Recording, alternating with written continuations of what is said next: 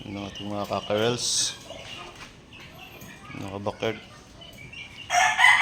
Baga tayo nagpakain, aga-aga nang hingi ng mga kakarels na to ng pagkain.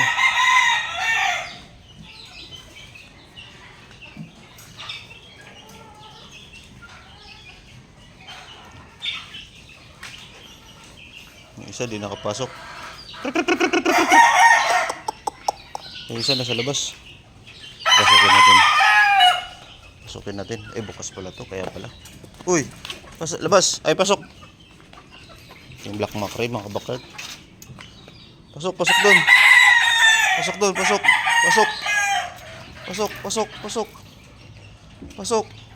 Pasok!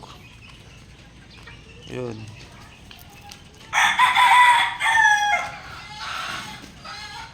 Yan na siya, mga kabakard.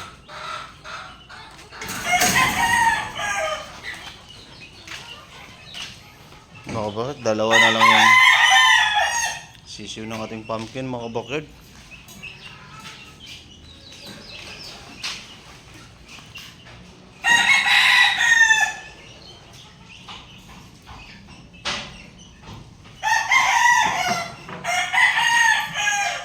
Let's go.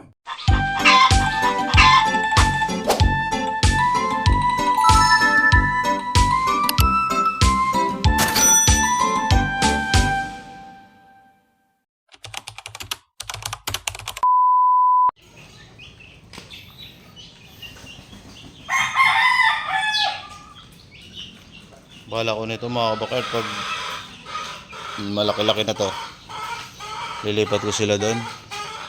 Harangan ko ng net pag nakuha na yung ating yung stag.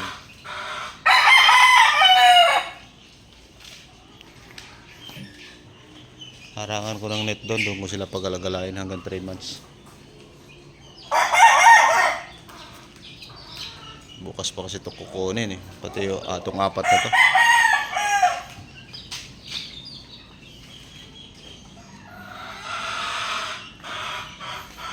Ito, mga kabakard, dalawa pa rin sila nag-aalaga ng mga kabakard. Ayaw pa rin na hiniwalay ko na, mga kabakard. Lumalapit talaga yung isa Kaya pinagsama ko na lang sila. Sama ko lang, dalawa na lang yung kuhan. Dalawa na lang yung sisiw nila. Yung isa naapakan, mahina.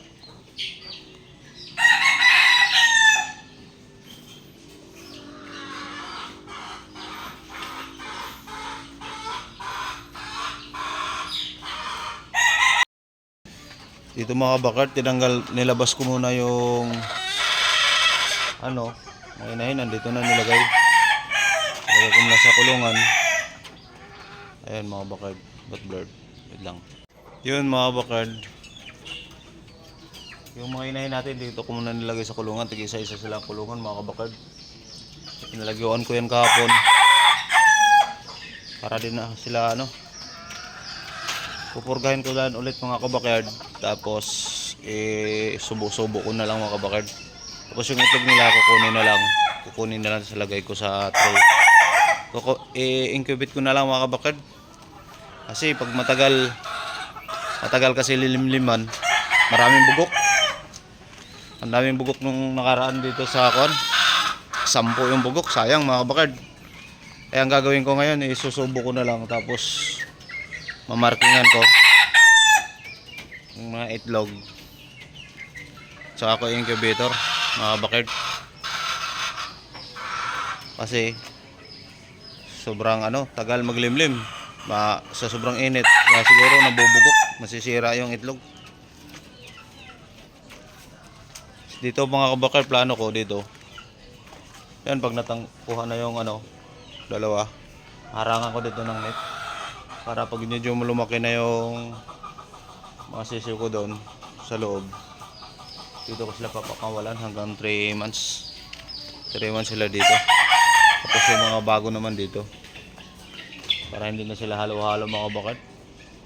Dadala na ako sa dating halo-halo na sa pagkain kasi nababansot yung mga manok. ayusin ko na ngayon yung mga ano ko mga bakal kasi sayang marami ding nag-ano sa atin bumibili para hindi tayo masira sa ano. Tapos itong ano na to, bubuksan ko na lang to para dito sila sa gabi mga kabakal. Ito wala na tong gamit bubuksan ko na lang dito sila papasok. Pag mini range lang mga kabakal, dito lang ihaharap ko lang dito kasi mataas naman tong pader na to, hindi sila makakalipad sa taas. As doon puro kulungan na lang doon, tapos konti lang talian ko. Pero dito pa rin yung mga talian kung sakali, hindi ko naman anin. Kasi matitira sa akin na yung aking mga tandang na lang, 3. Ang materialis ko na lang mga bakard natitira sa akin ngayon, saka yung mga sisiw. Kaya gagawin ko na lang range area, mini range area na lang yun doon. Mini lang kasi yung malaki.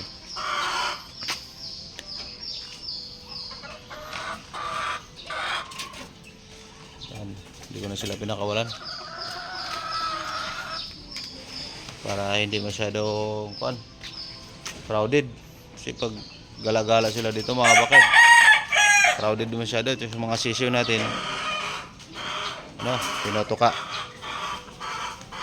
Ano na lang gagawin ko, subo-subo ko na lang sa ano nila, broodcock. Ilugon kaya di ko pa ito yun kasi ilugon pa yung buntot ng mga bakal kaya yung ginagawa kong broodcock yun lang muna. Pinaris-paris ko sa dark legged, puro dark legged din yung kasi yung yellow legs doon din sa isa, yung yellow legs natin na pumpkin sweater. Ay mga bakal, sa itong pumpkin sweater mga bakal, ito yung broodcock natin matanda.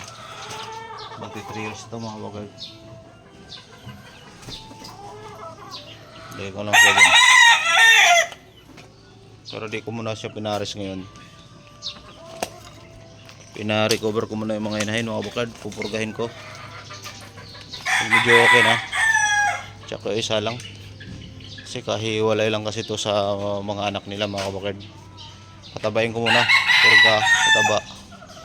Pag medyo umitlog na sa patuka, saka ko na sila isa lang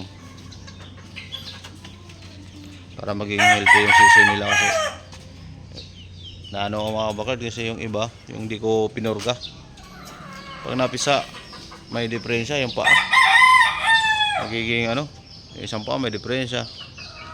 Ayun, ganoon ako ngayon, kailangan talaga sa preparasyon pa lang healthy na yung inahin mo bago mo isa lang, kasi madadala yan sa itlog mga bakad hanggang sa sisiw.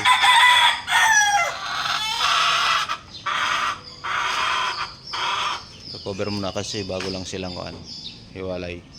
Purga, purokan din natin yung bilamil mga bakad bago natin sila talagang isa lang. Ayan mga bakard, bagong pisa yan mga bakard, 3 araw pa lang. Okay, paa niya may diferensya kasi yung nanay kasi nito hindi ko na puro na pabayaan, naka-range lang galagala, hindi siya na kaya kita mo.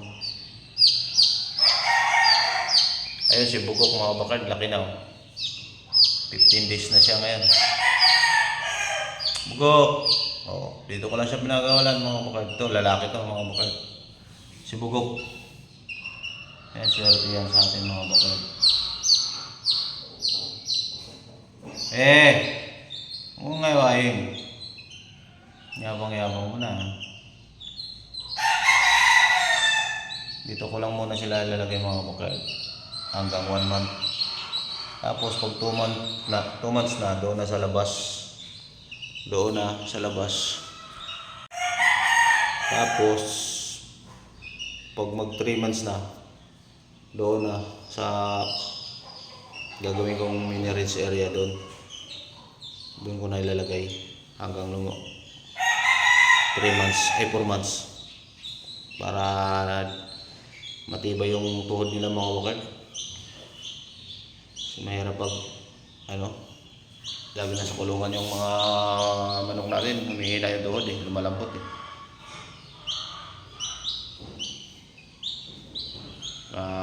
sisit up ko na yung mga bakard. Ayusin ko na yung sistema natin. At bakard lang tayo, dapat maging maayos din yung natin at maging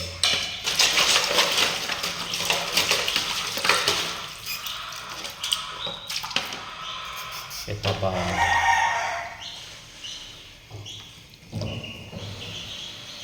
mahirap pag magiging logi ka na mga bakal pag mga manok mo pag sisiw, gagastos sa sisiw tapos mamamatay lang. Pagdating ng 2 months mamamatay lang, puro sakit. Kailangan aliusin ang alaga para di masayang yung gastos mo. Kasi magastos yung sisiw mga kabakard, vitamins pa lang. Vitamins, tsaka yun, ay gamot. Kung kakasipon. Kaya malaki talaga ang gastos. Kaya dito ko na kasi di sila nakahanginan. Ganda dito na mga kabakard. Bang wala pang tao dito.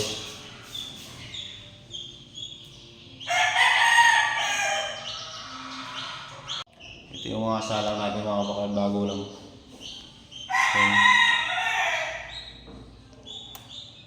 Ay mga bakal.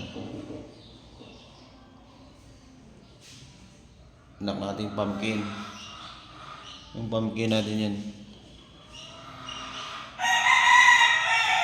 Nakakross sa Gilmore. Yan. Maliit na baka pag mga bakal, lalakihan ko na ito mga bakal. Gagawa ulit ako ng medyo malaki. Medyo malaki na ang gagawin ko kasi yung mga 4 na layer siguro. Magkasya yung isang daang itlog. Ito kasi nasa lang to 40, 20, dalawang masikip na nga yun mga bakard. Dalawang layer lang yan.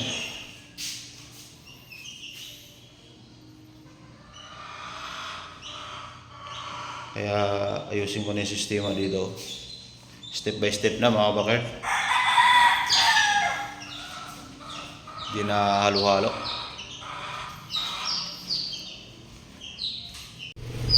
So yun lang muna may share ko ngayon for today's video mga kabakard. Sa mga hindi pa pala nakasubscribe dyan mga kabakard, please subscribe my YouTube channel mga kabakard. Sa mga nakasubscribe na sa akin mga kabakard, maraming salamat sa inyo mga kabakard. God bless all.